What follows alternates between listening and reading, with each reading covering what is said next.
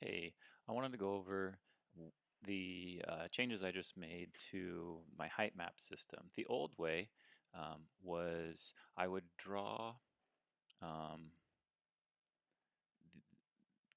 collision polygons like this um, at the where the base of each of the heights should be. So this should be 37 height, which is technically it's 44 from here to here, but there's some texturing differences so that I made it 37. That way when you walk off the top it falls down, and when you walk off the bottom it falls down. If I had it at 44, you would walk off the edge up here instead of right here. But anyways, so yeah, I would draw the polygons this way as an area, and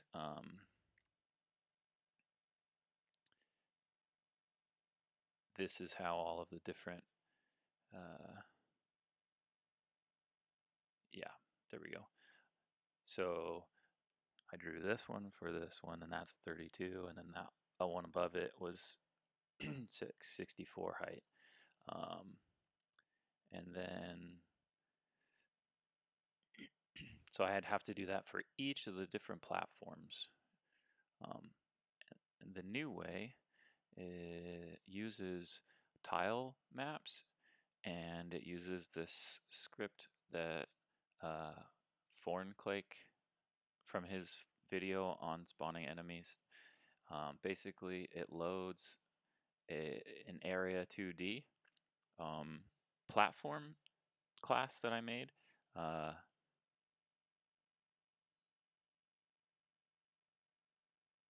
And that and then it just places it in that tile, in that cell where the tile is. So let's go to the 2D section. When I place a platform, these are just sprites, and they're just placeholder images that when the game starts, this tile set spawns all the platforms. The area is 2D, similar to, they're just these platforms, right? These areas that it spawns them in those cells and then removes the platform. So I have two sets here. One is for 37 height for these lower platforms, and one is for 64 for these upper platforms. And if I remove this, you'll be able to see this is the height map basically, right? And then when I run the game,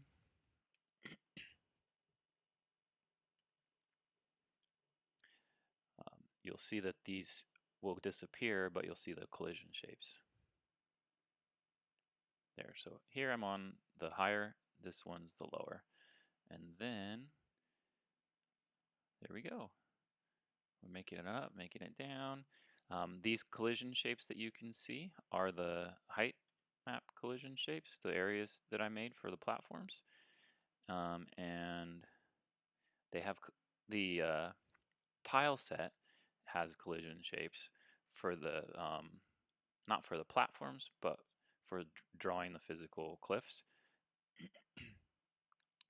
So you can't run through them, but you can get on top of them. And Bulma doesn't have a high enough jump to get on top of the top ones. So I just leave her in the dust. Yeah, these lower cliffs, these smaller cliffs, I didn't set up the collision shapes yet for them, but basically that's how it works. So you can do it all there. And then the way the Z index works, it's not really the Z index, it's the Y sorting.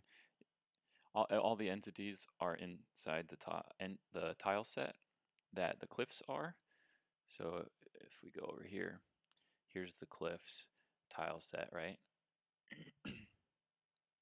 And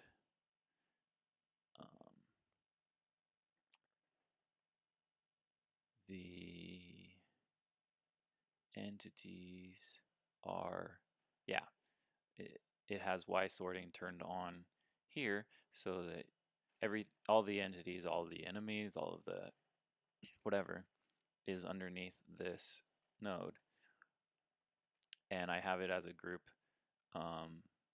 so that I can make sure I can use it for bullets and say, hey, spawn the bullets here instead of in the main scene, and then set the global position or whatever, which I haven't set up yet, but that's the way that it works.